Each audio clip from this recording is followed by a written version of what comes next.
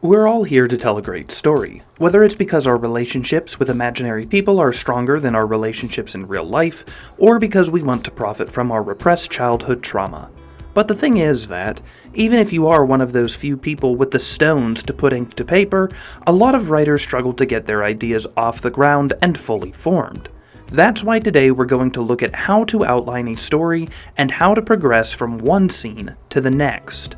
I'll explain my personal strategies that I've come up with from writing my first book, while also going into the story structures from Blake Snyder, Dan Harmon, and John Truby. So, let's break out the sticky notes, whiteboards, and trash bins as we dive into the pit of self-doubt that is basic story structure.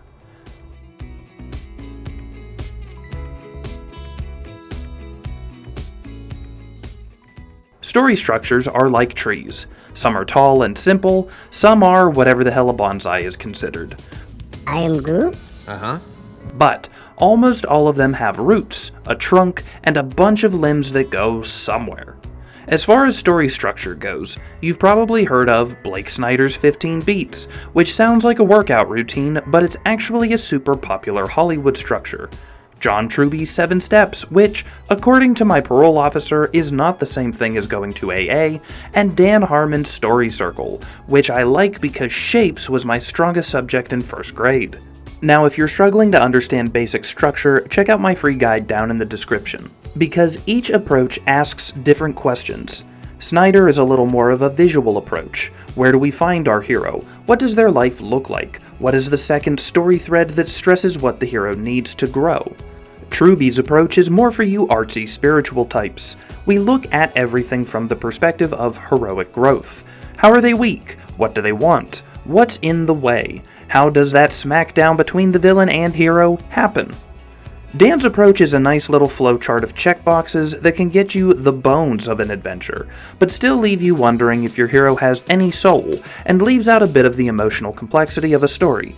But these are all just outlines. We're focusing on getting some ideas in the right order. And who needs souls anyway? With these outlines, you can get not a full-fledged map, but a series of beats that give you a poopy path to walk. And a poopy path is better than nothing. As a quick aside, here's a little vocabulary lesson. No one told me what beats were when I started writing, so just think of them as boxes that need to be checked off in a specific order. The hero needs to know their goal before heading out to get it. The hero needs to realize they've made a mistake before they can correct it. You put on clothes most days before you leave the house. There is a default structure to every story from memoirs to epics, and each beat is a step in that structure.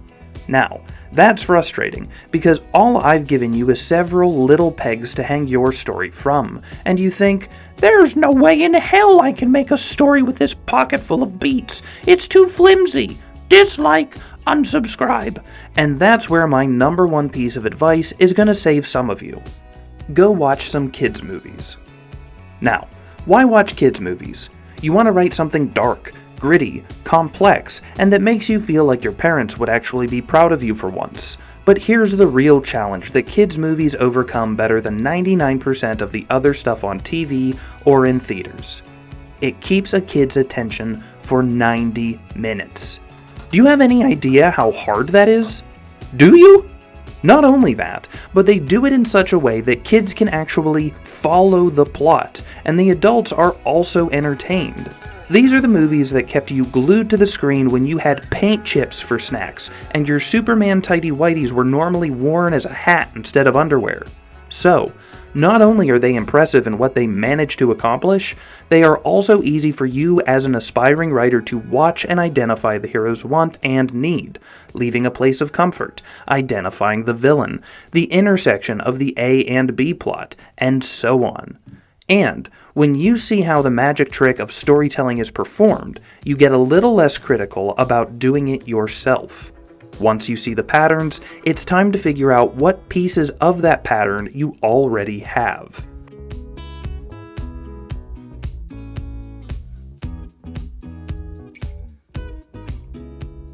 Look at what you already have, because I'm sure that you have something you could clobber and jam into a good story.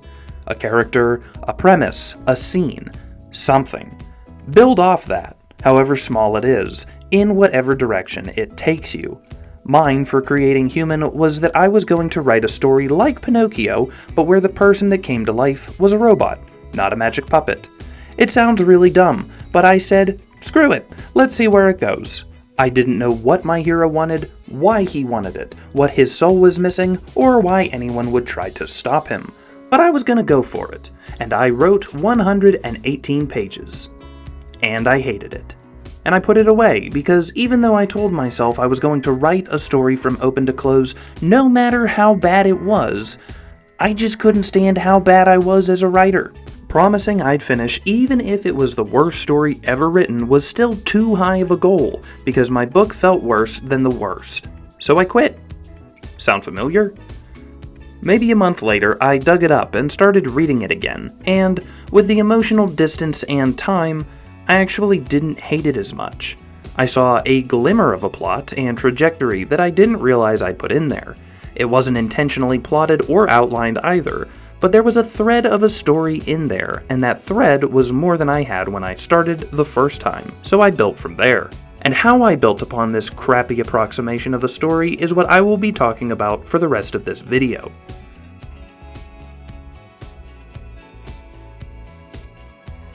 By the grace of God and antidepressants, I didn't have to scrap my entire story and start over.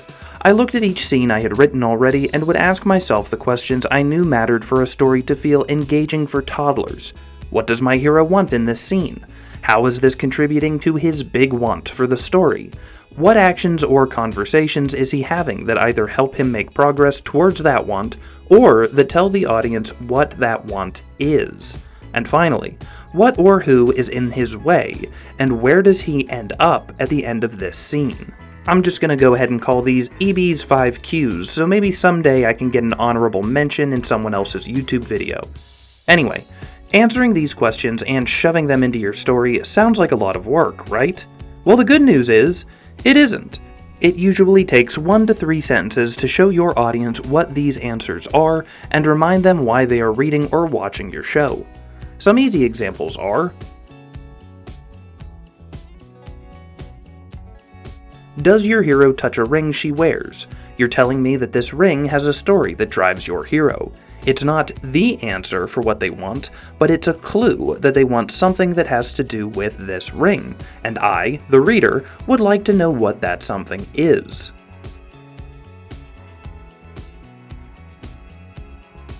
Does your ask ask someone a question about the broken jukebox in the corner? He doesn't want the jukebox per se, he wants information to lead him along his trail, or to see if people remember when he broke that jukebox 20 years ago. Think of how cool it is when the guy at the bar answers that someone had their face smashed through it 20 years ago. Left a monstrous scar across it too. And then realizes they are talking to a man with a monstrous scar across their face. The scene starts as your hero's small want or objective, and you address it indirectly either by creating questions in your reader's mind or answering questions which create more questions. We answer these questions with tiny clues or breadcrumbs which lead us to big answers scene by scene. Now, as far as obstacles go, is something or someone in your hero's way? A locked door, a barkeeper who gradually realizes your hero is taking advantage of them before turning hostile, something emotionally painful like a lost dog that keeps them from entering a room or starting a conversation with their estranged daughter. It's nice to remember that obstacles don't have to be physical. Self-doubt has kept you from writing a story more times than a man with a knife to your throat. Give your story a mix of both.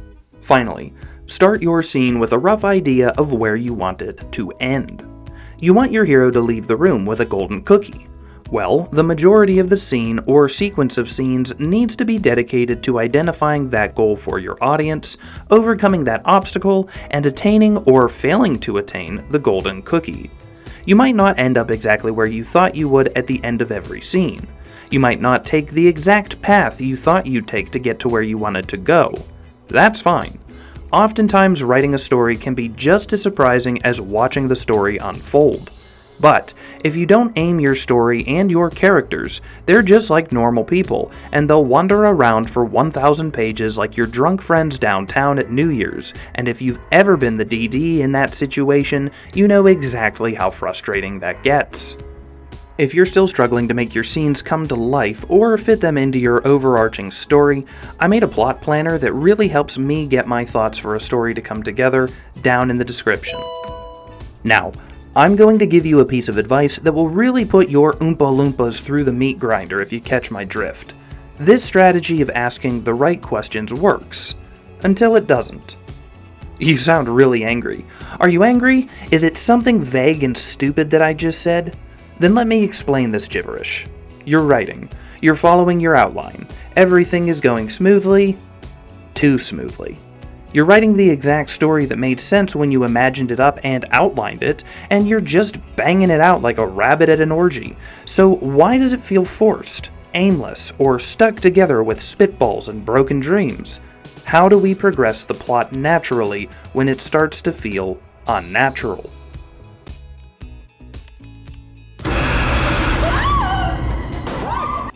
If you can't pull your hero forward by showing me what they want in a scene or sequence, you can show me what they're afraid of and chase them into it. Maybe their motivation isn't strong enough to make them act in a particular scene, but is there something you can add that increases the pressure of staying still? This could be an internal fear of becoming a loser, an external fear of someone trying to steal their mashuganas, or both. But what you're doing is taking the impetus of action, I just made that up to sound smart, from internal character drive to external environmental pressure. It seems small, but it will help get you from one scene to the next when your character isn't cooperating. Do you think I wanted to edit this video today? No, but I'm terrified of what'll happen when I don't pay my rent for the third month in a row. If your hero feels too comfortable to move forward on their own, chase them into it. Raw uranium will be delivered to the plant in 10 days' time. As a result, your mission has been moved up 1 week. If your hero is making progress but it feels too calm, add a timer. Light the building on fire, have the conversation take place on a bus and count down the stops until someone has to get off. Have the security guard come back 5 minutes early because he forgot his beating stick. If your hero seems too calm in a situation, make them squirm. Make the margin for error thinner to squeeze them into the next scene. Move up the deadline so they need to rush. Let your character and audience know that this activity we were dragging our feet on needed completed yesterday, or else there will be consequences.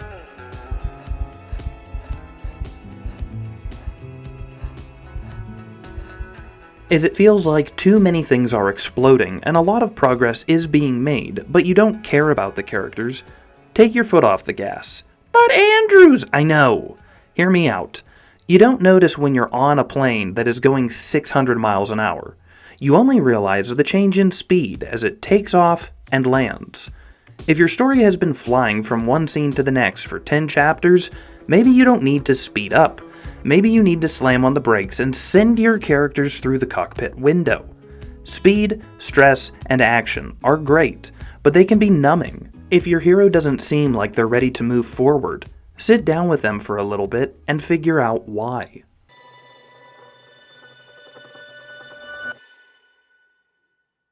Outlining a story isn't about perfection. It's about giving your imagination a skeleton to hang stuff on.